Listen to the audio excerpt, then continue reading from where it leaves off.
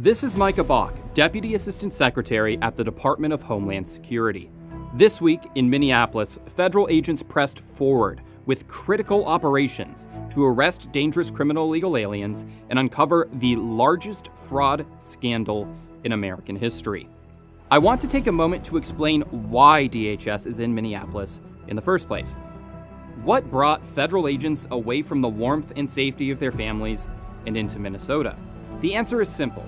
The sanctuary policies of Minneapolis and Minnesota have created an existential threat to the American citizens living in these communities. Here's how. It all starts with decisions around if state law enforcement will enforce the law. When illegal aliens commit crimes, federal law enforcement will issue what's called a detainer to state and local law enforcement, asking for them to be detained until they can be taken into federal custody. This is the ideal scenario. Criminals stay safely behind bars, agents are able to easily apprehend them, and communities are free to walk the streets without fear of attack from criminal illegal aliens.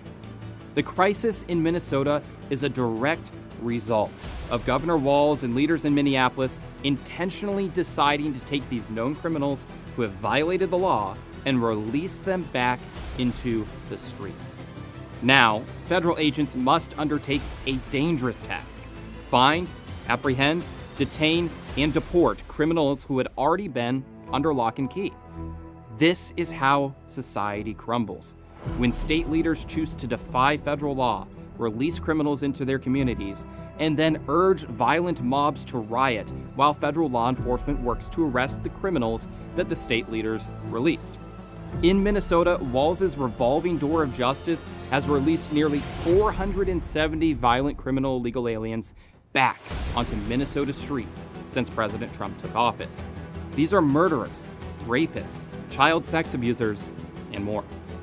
These sanctuary politicians are making communities volatile. They're refusing to hand over criminals to ICE, and they are putting Americans at risk. On Wednesday evening, during a routine traffic stop of a Venezuelan national illegally in the country, the suspect resisted arrest, fled, crashed his vehicle, and then assaulted a federal officer who was working to safely arrest him. This criminal illegal alien was then joined by two accomplices, also illegal aliens, who swarmed our officer with a snow shovel and broom handle, beating him mercilessly. Ambushed 3-on-1 and fearing for his life, the federal officer fired a defensive shot, striking an assailant in the leg. If Walz and Frey truly believed in protecting Minnesotans, they would be cooperating with ICE, honoring detainers, and keeping these threats locked up or removed.